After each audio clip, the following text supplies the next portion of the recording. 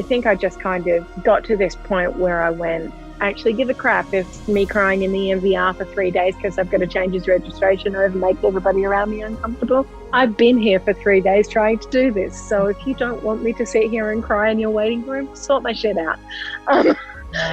Like when it was just like, I just kind of went, I'm not here to make everybody else comfortable. I'm here to actually work this out for myself.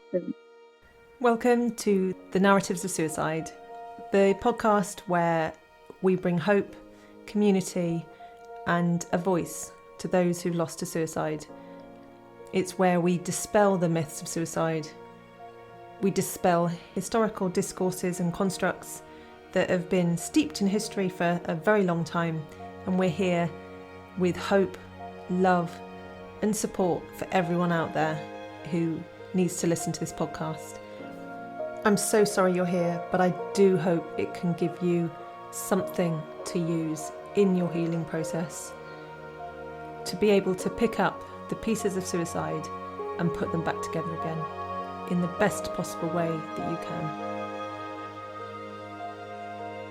Hello everybody, welcome to the podcast today and YouTube to do this wonderful meeting that we've got today with Kristel, all the way from Australia in Darwin, which is north, I think, as far as I can tell. It's north. And it's very warm compared to here in the UK. So it's kind of nighttime for me and it's very early for Kristel. And my dogs are going mental in the background because it's nighttime and they can hear everything outside like pheasants and stuff. So they always go mental. So I apologise now for the dog barking, but I cannot stop them.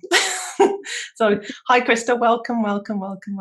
Lovely to see you here. So we only connected a couple of weeks ago, didn't we, over online, because we saw each other in terms of the kind of grief we've had and connected and all stemmed from there really. So I don't know much about you particularly really, apart from just the odd messaging. So I can't wait to find out a bit more about your journey with grief and what's happened and how you've survived really, and still sitting here today looking wonderful. What's been happening for you?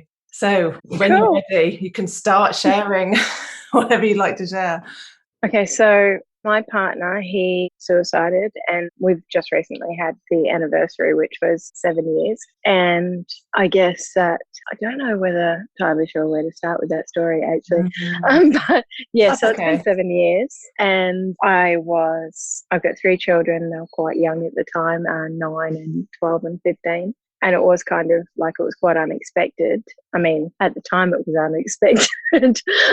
But now that you have like time to recognize and reflect different things, I realized that there were a lot of indicators there that I just didn't see them for what they were. I don't know if that's what your experience was like, but definitely there were things there that I had thought at the time meant different things. Absolutely. And the big thing for me was that before that happened, I'd had a conversation with him the night before. And when I left the conversation, I had this very hopeful sort of like, oh, wow, it seems like there's a shift or there's a change, or it seemed that he was in a much better place now. I kind of just walked away thinking that he was going to be okay and that he was making moves to change his situation and get on top of climb out of the hole that he had been in. And so when I left the conversation, I was really feeling kind of like hopeful. Yeah. But that was the first time I'd felt like that in about 2 years. Okay, so you've been struggling with mental health sort of issues maybe for a few years before that. Right. Yeah.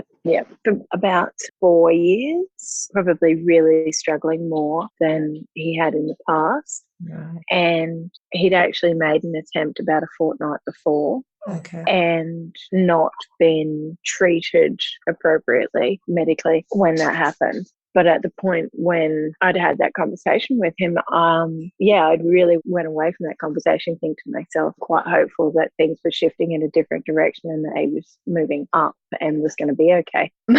And it wasn't until afterwards in quite some time afterwards, when I'd had a chance to sort of reflect, that I had started doing some reading and some research and realised that the reason that it had come across that way was that he was at peace and comfort with the decision he was making. Oh. And so that kind of blew my mind. And I found that it actually wasn't that uncommon for people to go through that, where their family members and stuff experience that sense of hope in conversations, only to find out hours or days or something later that what they had done. And so that was definitely eye-opening. So when you read that, did it help or not to hear that? I think it did help at the time. I do think that a lot of people tend to struggle with questions about why their loved ones do that. And the way that I see it is that after the initial grieving stages of disbelief and anger and sadness and stuff, the compassion and understanding part of it probably settled in fairly early for me, because I'd been with him for 19 years and I knew him. I just knew him really well, and I knew what he was struggling with and how he thought about things. So going through those processes, I was able to sort of come to, I'll say, multiple points of forgiveness along the way, because I had that understanding. I do remember my dad's best friend was living up here with me, not with me, but in close proximity to me at the time. And I didn't have a great deal of family around. And when it happened, he went to the hospital with me to see his body. And I remember going into the hospital and thinking to myself that there was a great sense of like feeling at peace, and thinking to myself that that was actually the first time in several years that I'd seen him look at peace. Right. Like just the I don't know, something about him was tranquil, and I had not seen that in him for such a long time, just understanding small things like that. Yeah, I can imagine, yeah. Like, you still go through all of it. Like, I'm not saying that the grieving period was any shorter or any easier. There's so much to process through, you know, about the way that your life changes and your expectations and your dreams. Like, you just don't think that you're going to be without that person in whatever capacity. So there's always going to be that shock. There's always going to be those different elements. I don't know about you, but I think everybody pretty much goes through that sort of different stages where they unconsciously or subconsciously go to like have that thought that they're just going to call that person, or they're just going to text that person, or they're just going to, something happens, and it might happen with your kids or it might happen with your family, and you'll be like, oh, this would be so funny. And you think about sharing things with them, and then it's just a split second. And then there's that split second immediate recognition that you can't share those things with them. And obviously that's not something that confined to people that we've lost just by suicide, but people that you lose in general. Yeah. You know, Did you experience that? Because it was your brother that passed, wasn't it? I think still now you just think, oh, I could ask Andrew that, because I used to ask him questions all the time. But now I can kind of, after 4.5 years, do it with a bit of a smile. Oh, Andrew would have known that, as opposed to a few years ago where it hit me more with a shock. And I still just sometimes look at his picture and think, really, did that actually happen? It's still surreal for me, but at a different level of surreal than it has been. You know, it's, I think as time does go on and I keep doing things like this, talking to other people about it and experiencing the feelings around it, I think each time I do that, it might hurt at the time, but then it gets easier as I keep exposing myself to it, basically, in a gentle way. Yes. And I think that's really all you do, and you adapt to the different things, like just the little things. Like, he worked in hospitality, and he'd worked in hospitality for most of our lives, so was never home during the evenings. And when my kids were quite small, my habit was to, as we were speaking about earlier, it's quite hot up here. So my pattern was to put my kids to bed and then do my house chores. And it would start around 8:30 in the evening. And because he would get home sort of anywhere between 10:30 or 11 and midnight or 1 or 2 a.m., if I wanted to spend time with him, I would stay up and wait for him to come home. So around 10 o'clock, I would start to subconsciously prepare myself and anticipate him coming home. And as part of that routine, put the kids to bed, I'd start cleaning the house, and about a couple of hours of time on my own where it was quiet and it was cool and I could just go about and do things. But yeah, there's this anticipation building for him to come home from about 10 p.m. where I would start looking at the door and checking the clock and it would build. And at least I remember I moved house about 3 times, and it didn't matter that the house that I was living in was never a house that he'd lived in. That sense of anticipation was still there. So initially I just stopped doing those habitual things. If I started to, I'd sometimes catch myself. I'd start doing housework, I'd start cleaning something, and then I would end up in a pool of tears and just be a mess for days. And it would just be trying to break those little habits where that unconscious anticipation would come in, because I'd always end up feeling so just devastated. But I remember probably about 4 or 5 years in, about 4 years in, I had this moment where I'd gone off to do something, and it was about 8 or 9 o'clock, and I don't know what it was. It was sorting out books on a shelf or some sort of menial house chore, and realized that I'd been at it for about an hour and not had that sense of anticipation. And I was absolutely overjoyed because so much of the habits that I'd shifted in order to break those associations. And it meant that other things just went by the wayside. I just didn't really care if the house was spotless or wasn't obsessively trying to get everything clean and in order. I just kind of went, as long as the dishes are done and their clothes are washed and everybody's alive, then we're fine. Yeah, breaking those habits. And I guess that's a lot of mindfulness, didn't it? To notice when you were doing it. It sounded like it took a lot of effort to kind of go, oh, look, I'm doing that. And did you do that on your own? Or did you have to have support to work that out? My mum and my sister live up here with me. And I think in the process, like I isolated myself a lot. My brother had passed from pancreatic cancer 5 months after my partner suicided. So given that my family never had a close relationship with my partner, and that they were also going through their own grieving process, a lot of it I just did on my own. But I made a decision very early on, like within the first 3 to 6 months, that I was just so done with the stigmas and done with the judgments and done with the expectations of how people approach grief. And I'd never had anybody like close to me die before, so I didn't have any experience. My best friend, her parents had both died within 6 months of each other when we were 20, I think. And so my approach was always just, I have no idea what you're going through or how you're experiencing this, but I love you and I'm here for you in whatever way you need me to be. And never at a point where, oh my God, it's been 6 months, are you over that yet? Which is what I felt I would get back a lot from people who had never experienced grief in their lives. There seemed to be kind of a flippant response or reaction, like, are you still crying over that? What's wrong with you? And I remember, like, my mum, this was before my brother passed, my mum had said to a close friend, oh, I don't think she's coping very well. And it was about 3 months in.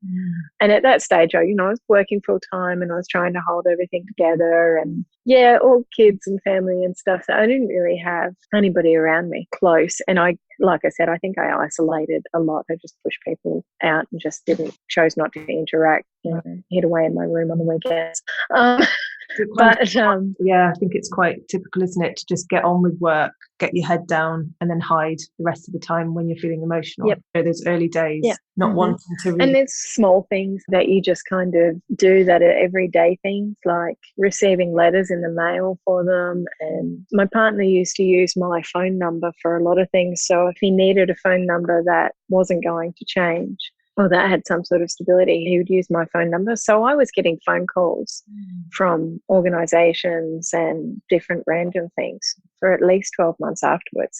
And they're very difficult conversations to have, like somebody rings up and they're like, oh, can I speak to so-and-so? And you're like, no.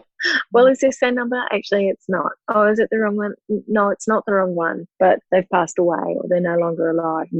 And then sometimes you're consoling people who don't know them, and they're like, oh, it's a crazy thing, the way that people respond to grief. You never really know how people are going to. But no, I think that making the decision to just trust in myself and do what I needed to do and experience it in whatever way that I needed to experience was the best way forward for me. I'm not really somebody that bottles emotions very well, and I tend to implode or explode if I try too hard to do that. So I'm kind of like, just wear everything on the outside. And people always say things like, oh, you've got to be strong and you've got to be strong for your kids, and oh, you're so strong. And you're just like, bugger off. Like I'm not interested in being told I need to be strong. So I was very much just like, if I'm upset, I'm going to cry. If I'm pissed off, I'm going to cry. If I feel basically every emotion that I was having resulted in me crying. And I just got to the point where I was like, I actually don't give a crap if it makes you uncomfortable, because I need to do this, not about you. It's about me releasing what I need to release. So how did you know to do that? Had you like trained somehow before then in mindfulness and stuff, or you just your gut just to do that? That was my gut. I come from this very stoic upbringing where crying was seen as a weakness. And I was known as the crying child. Wow. Because I was quite emotional. And I was trying really hard. Like, I was trying really hard to do the whole brave face thing, but I'd be driving to work and I'd be applying my makeup 5 times before I got to work because I just couldn't stop crying.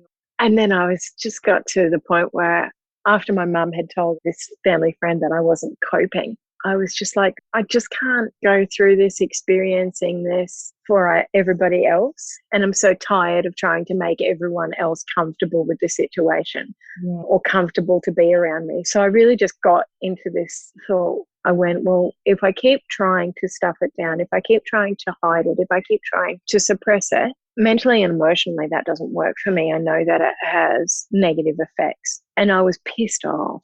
I was kind of like, I'm not going to pretend I'm okay and act like this person who has been part of my life for near on 20 years that I've spent my entire adult life with.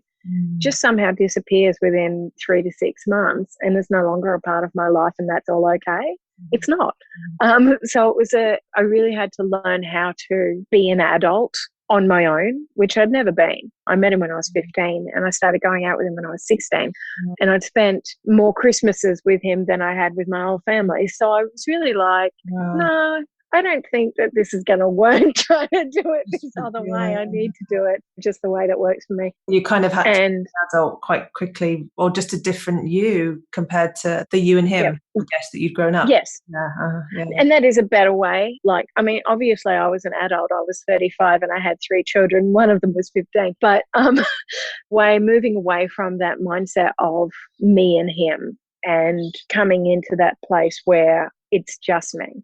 And the way that I operated in that, and operated from the point of being who I am, but also in those other roles, being me as the parent and as just a person going along. Because I think that one of the things that I've found most difficult would be that intimate closeness where there's that person that you just, when you have a bad day, you talk to them. And when you have a good day, you talk to them. When you come home, that's that person that you just can say anything to and let everything down and just be yourself with. And so I just didn't have anybody like that in my life anymore. And I found that really difficult, because if I had a shit day at work, I just kind of wanted to come home and not even necessarily talk about it, but just be in that sort of comfort or whatever. And I really struggled with that a lot. And I think especially after my brother passed, I found that really difficult. And when we had our first Christmas, I remember having a conversation with my mum, where we have elevated houses, my sister and I. And so I'm downstairs and everybody is upstairs, and I was upset, and I basically just took myself away because I knew I was upset. So I went downstairs and I was crying, and my mum came downstairs and she was like, you know, Bob, I think you really need to put yourself together, and it's Christmas and everybody wants to have a nice day and blah, blah, blah. And it just so happens that my partner's birthday and my brother-in-law's birthday are the same day. And it's 2 days before Christmas. So Christmas is an awesome time. But she was kind of like, you know, it's Adam's birthday and that's my brother-in-law. And I was like, yeah, I know. And I don't want to be that negative Nancy, and I don't want to bring him down. I don't want to be impacting everybody and making them sad. So that's why I brought sort of taken myself away so I can do what I need to do and then compose myself and then come back into the situation.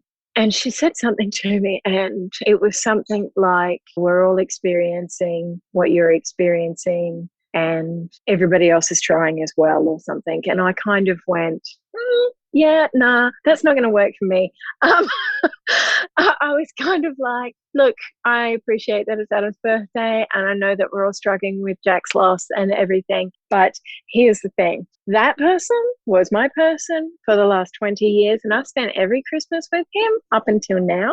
And whilst my sister and her husband might be going through their own stuff, when they go to bed or when they have those moments, they actually still have each other. And I don't bloody well have that. So how about everybody just F off and leave me alone to do my thing and then I'll come back in and then I'll be fine.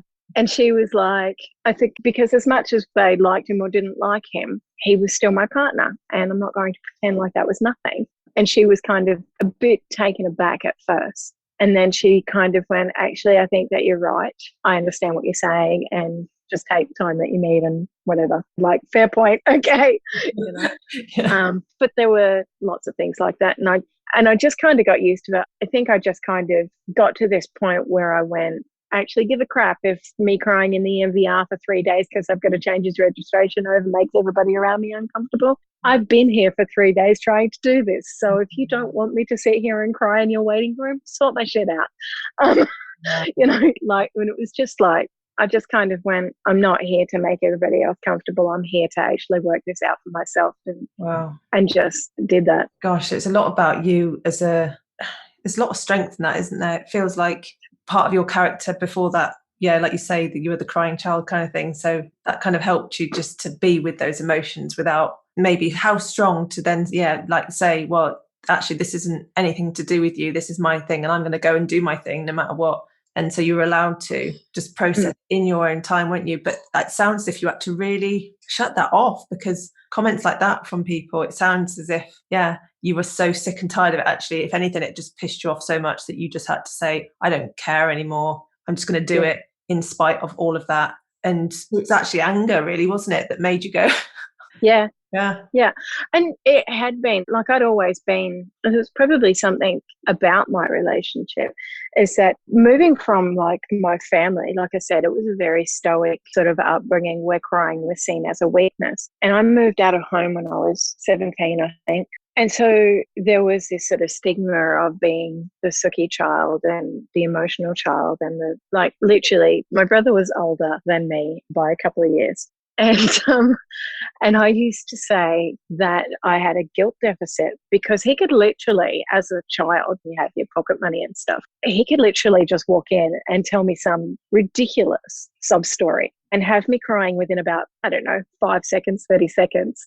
And I would just be so like wanting to take away his perceived pain that I would just do anything that he wanted. And so if he was like, you know, Bubby, this and this and this, and I'd just be like, oh my God, that's heartbreaking, Jackie. You take all of my pocket money, you know, like do what you need sort of thing. And I'd been like that my whole life. But when I did things that didn't let the emotions out, it just didn't, like, I would just kind of implode. It was like little pieces of me dying.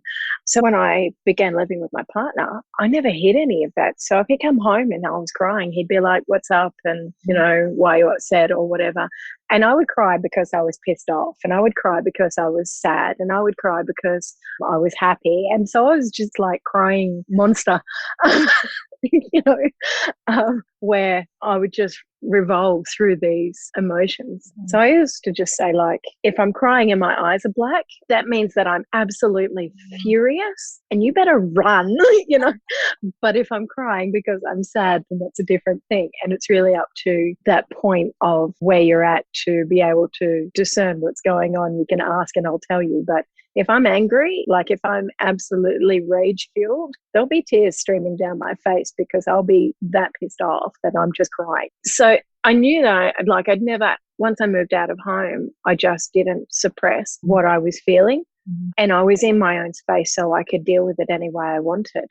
And to have that huge wave of all of the emotions that you feel after someone dies, let alone all of the emotions that you feel when someone takes their own life, you know, you go through all of those questions, and there's that part of you that sort of thinks, if I'd just done this, or if I'd just done that, or maybe this could have been different, or why didn't I do this? It takes up a lot of headspace and a lot of heart space when you're going through that, until you finally get to the point to go, actually, there really wasn't anything that I could have done, or really wasn't anything that I could have done differently, because it's done now. And I did what I did at the time, whether that meant that there were things that you didn't notice or didn't pay attention to, or you didn't realize as signs. You go through that period where you beat yourself up for those things, and then you just kind of get to that point where you're like, no, I can't actually continue to beat myself up about these things, because it's not changeable. Did anything help that process? Can you remember anything that particularly tipped it over, where you suddenly went,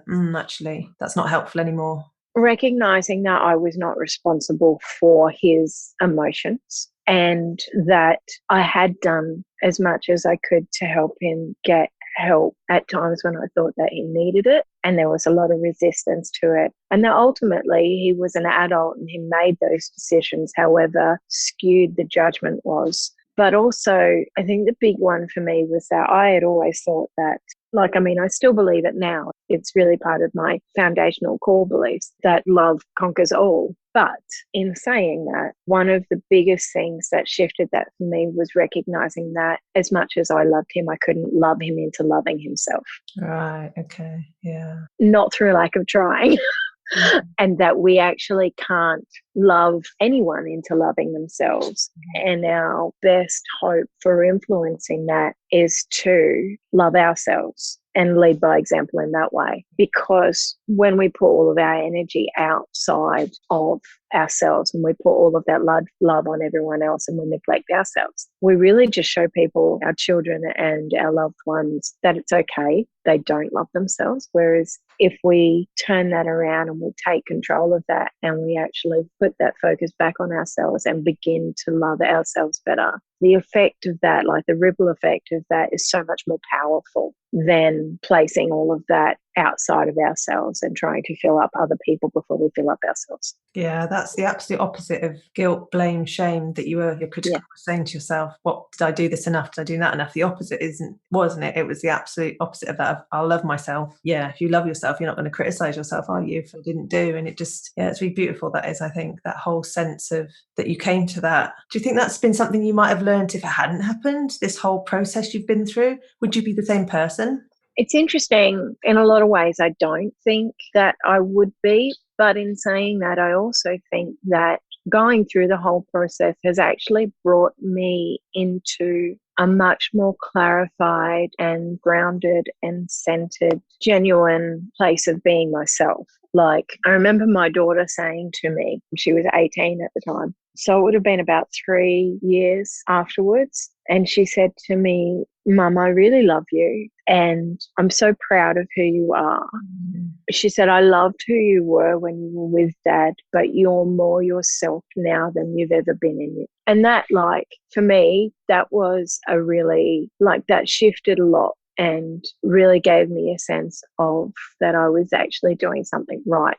And yeah, that was really powerful to hear that from her. And our relationship had been really fraught. Teenagers have so much stuff that they're going through anyway. So were they your partner's children? It must have been.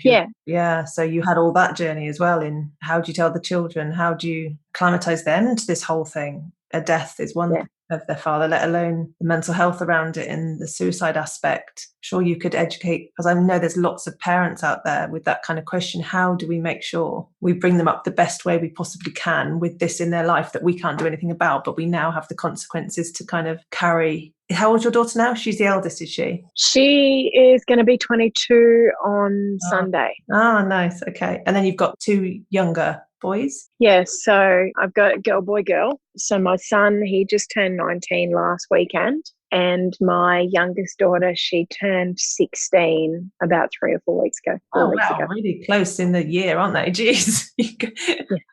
So how's that been? I can't even imagine. I mean, my children, I had to tell them their uncle had died, full stop. And I think I just was honest with them, but I didn't know if that was the right thing to do. It was very difficult for me. And that was uncle. So even that's one step away from, I can't even imagine what that would have been like. It was, I guess they're all very different personalities. They all were at quite different stages in their life. And you just go through and navigate it the best you can at the time. I think that's the other thing, recognizing that we're only doing the best that we can at the time with the information that we've got, and that everybody is only doing the best that they can at the time with the information I love that they've got.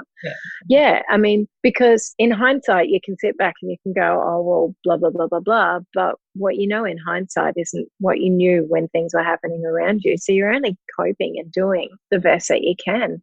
And you make mistakes and you make bugger ups, and you might get to the stage and go, oh, I could have done that better. I could have done this better. But it's really just judgment. And when you're building judgment and shame and guilt around doing things because you didn't do them properly or better, or it's not helpful, it just adds more layers onto the crap that you're already dealing with. So whatever it is that you're doing to get through the really intense, heavy moments at that time that you're doing it, if you then go back and build shame stories or judgment stories around those things, you're not actually dealing with the stuff. You're just building more crap on top of the crap that's already there, which really isn't helpful. It's not healing is the thing. It doesn't help you to heal. It just sort of builds the wounds deeper in. Well, yeah. So, yeah, teenagers, obviously fun at the best of times.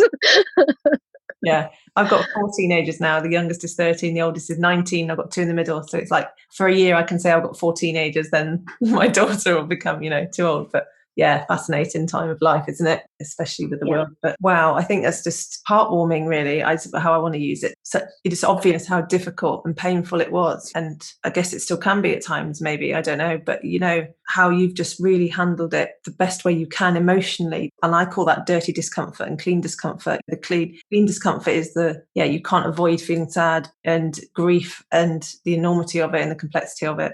But it's when our critical mind or our mind adds layers of the dirty discomfort on top that it just adds layer and layer, and we fuse with it, and then it becomes so big that we can't even start to pick apart what was grief and what was our own doing. I think as soon as we notice the brain starting to go, oh, should is a good thing to look out for. If you hear your word, brain go should or could, I could have, I should have. Yeah. That's the sort of highlighter of, stop, that's just my brain. That's my critical brain kicking in. Yeah. And step back to the feeling underneath that, which is grief. And it's hard to use the word healthy for me because it doesn't feel healthy, does it, when you're feeling that much pain? It doesn't. But I think that the more comfortable you get in the feeling of it and recognizing just that letting down, where you're not having that resistance, where you're not trying to stifle it or push it into any which way or pushing another emotion on top of it, like anger or shame or judgment or whatever, the more you are able to discern what is healthy.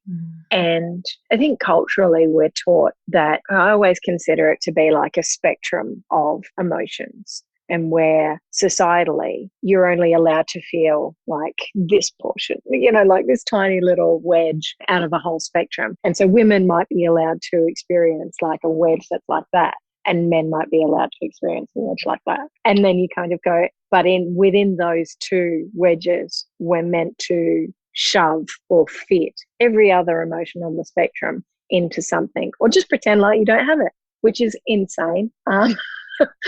And obviously not possible, because if it were possible, then we wouldn't experience suicide in the rate that we do. We wouldn't experience alcoholism and drug addiction and all of the addictions that are rampant in our society, because we are essentially bred for addiction. Consumerism is just a form of addiction that we're taught to displace what we're feeling in here by compensating by doing what's out there. So whether that's shopping, whether that's excessively gymming, whether that's overworking, whether that's a complete apathy and non-functionality, or whatever it is, it could be social media, it could be watching telly, it could be really anything that you're doing excessively to numb out something else that you're not wanting to feel or wanting to deal with, or that you're ashamed about doing, or the extent to which you're doing it. and you're hiding from people and whatever. Yeah. To me, that's addiction. And if we were raised in ways where we could experience freely a full spectrum of emotions, then the homeostasis point for our base emotions would be so much higher. And we'd be able to just flow through them in the course of the day, like the expectation that we be happy, but when we're not happy, maintain this sort of midpoint of non-emotion is kind of ridiculous. So, and you don't have one without the other. You can't sort of go, I can feel all of the happiness, but I'm not going to feel any of the sadness or the grief or the sorrow or anger or whatever that is. Whereas if we were experiencing healthy, like the full spectrum throughout the day, throughout the weeks, then we would just be flowing. And when those things arose, we'd be able to navigate them better and then let them go. And then they wouldn't hang around for so long. We wouldn't be suppressing them. We wouldn't be overcompensating with doing other things. Yeah, there's a lot there, isn't there? And it sounds as if you have been supporting people in grief, haven't you? Indeed. I decided that I wanted to work with other people. I'd always been somebody that had helped other people. But what I intended on doing was actually working with men, because what I had seen was a lack of support services for men, especially when it comes to mental and emotional health. So much stigma around getting counselling or needing help or whatever for going through whatever they were going through, and recognising that there was such a lack of support when I was trying to find support for my partner. And then since then, men going through breakups and divorce and those things, we really just didn't have a lot in the way of services, and that we attached so much judgment to anyone who needed that kind of support. But I didn't actually go into working with them in a paid capacity because I really wasn't ready to actually help other people with their grief at that time. I made this decision that was what I was going to do. And then people came into my life who needed that kind of support. And I think that in a way, the universe always kind of works in that way when we make these decisions, and then in whatever way we're ready to receive it, it comes to us. So I was supporting other people. I just wasn't getting paid for it. I wasn't doing it as a profession. I was still working part-time in administration and caring for my children and studying at that time to the different modalities that I chose to take on in order to do that better. Okay, so like holistic modalities as opposed to counselling or anything. Okay, yeah, makes sense. Nice. Yeah. So you qualified now in those modalities? Yes, so I'm qualified as a life coach and a Reiki master, and in conscious hypnosis and NLP. Nice, quite a few then.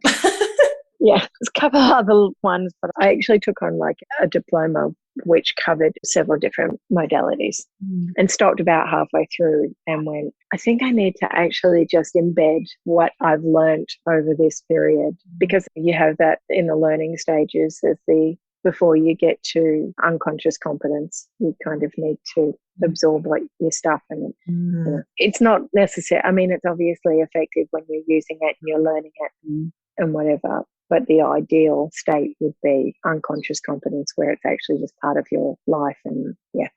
So you had that stall and then you picked back up again? Yeah, I think I took on too much and went, this is far too much for me to continue just adding on top of. I just need to take some time to absorb it. And, It's interesting you did that as well, isn't it? Because you wanted to support the people in your life more. So you kind of said to the universe, I'll help more men with their mental health. They came into your life, and then you thought, I've got a big heart anyway, by the sounds of it, since you were young, giving your brother all your pocket money. You had that big heart anyway.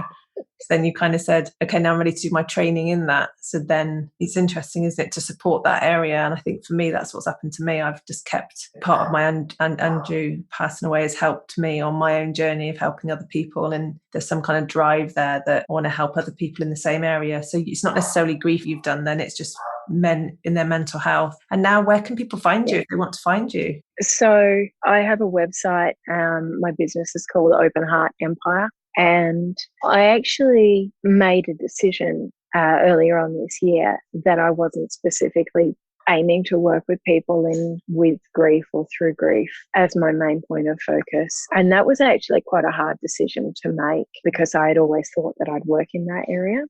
But I really think that in a more aligned way, it's just working with people to access the resources within them to live from a more aligned point of themselves and happier and in a more self-loving states, because I do see that as being so, rather than just navigating through the crap that life throws at us, when we come from that point of self-love where we are centered and balanced in ourselves and we can process our emotions more easier, or it helps everything. It helps us to negotiate through the really hard times in a much more, like, in a more easeful state. Like flowing like a river. Yeah. With it as opposed to against the tide. Yeah, exactly. And that is it. You know, like, I always felt like the grief would come in, and it would come in hard and fast with like huge tidal waves that would just drag me under. And it felt like trying to pull yourself back up out of like the depths of, you know, like being pulled down to the bottom of the ocean and trying to get back up to the surface. And if I had been in a more centered place, then the stuff I was dealing with wouldn't have been any less big. But the way I would deal with it, I mean, because it's not like stuff stops happening to you, life happens, and that's part of it. But navigating through that better from a stronger point of self was really what I found has been the most beneficial thing, and what area I was more drawn to helping people with, so that, yeah, just to navigate better through life from that center point. Because I think what I'd witnessed in my own life with people around me and my loved ones is that don't have that. Everything that happens is utterly devastating. And it gets to, like, it just becomes so much to bear. Grief is a really hard thing to go through. You don't get over it, as, you know, anybody who's ever experienced it knows. Anybody who hasn't doesn't seem to get that. But to be able to navigate it through it better would be the ideal sort of thing for me to be able to help people with, to just navigate through life from a more aligned point for themselves. And I think that the effects of not having that are huge. Like, so many of my family members I've seen suffer losses, and when they aren't in that place of self-love, when they aren't in that place of self-centeredness and groundedness, so it just affects them. They never seem to really heal. It's just like a continual open wound that lives with them every day, and affects how they function, and affects how they think, and affects what they're doing and experiencing in their day-to-day lives. But I also think that you have to want the healing. You have to want to heal yourself and take on the responsibility of that. And not everybody necessarily has that desire to do that. Yeah, that's a really lovely place to leave it, I think, on the idea that love conquers all. And if we can love ourselves like that and live an aligned life with that love for ourselves, even grief at this, you know, the worst it can possibly be, and then those tidal waves hit you, you still come up above the water at some point. You still come up above it when you can, when you're ready. So is there one thing you can leave people with that can help them do that if they're feeling that they're not living an aligned life through that sort of heart space? Is there something they can actively do that taps into that area? Or yeah, I think that allowing yourself to just feel whatever it is that you're feeling, and recognize that it's not always appropriate to feel it necessarily in the moment. So if you are shopping, or if you are at a family dinner or whatever, then it's not appropriate to burst into tears and just let everything flow. But to actually have the awareness and recognition of what you're feeling, and to make time for yourself to be able to sort of go, I recognize that I'm feeling this now, and I'm going to put it aside if I can, and be present in what I'm doing and where I'm at and who I'm with. And then when I get home, I actually allow myself the time to feel those feelings and experience that. And rather than the pushing down and getting on with, but yeah, making time for ourselves and being gentle. And when I say gentle, I mean like thoughts of judgment, thoughts of shame, thoughts of guilt. Just sort of check in and go, is this really helping me? Is it healing? Is it even necessary or useful or valid? Because a lot of times we judge ourselves very, very harshly. And when we're doing that, we're not allowing that healing to come through. Anything, as you were saying before, anything that comes with a label of should or could, and just checking that out and just going, well, how about I just let myself feel this? And then when it's done, it's done. Yeah. Because when we start to do that and it flows through, it's not going to be, yeah, it's painful at the time, but when you don't stay in that place, when you let it out and hear it and experience it, That's when we get to come to those places of peace and places of just recognizing what the emotions are and just allowing the feelings to come out. Yeah. So being gentle, really, just being gentle with ourselves. Nice. That's beautiful. Thank you so much for this. It's been really heartwarming and loving and open heart. What's your website? Open Heart Empire. That's exactly what it is. That's how it feels talking to you. Very open hearted, honest, warm empire. Big. It feels big and healthy and strong almost. It feels like this empire of just wisdom is the best word I can kind of, wisdom out of such pain and all sorts of horrible stuff, really. Yeah, that's how I feel. So thank you. Really, really appreciate your time. And thank you. It's been lovely. It's been really nice. I appreciate it a lot. It's 10:30 in England, and it's what time there now? Oh, it's 7:56. So it's your morning. You're about to start your day, and I'm about to go to bed. Yeah. Thank you so much. Bye. Thank you. All right. Bye.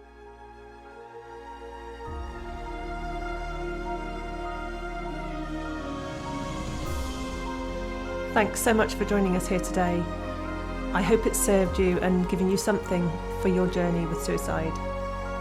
Come back and subscribe, do whatever you need to do on your platform to help us to raise awareness of suicide, because the more we keep saying the word, the more we can gain support for us left behind, and the more we can raise awareness of the word and how society sees it and reduce this stigma that's so attached to it.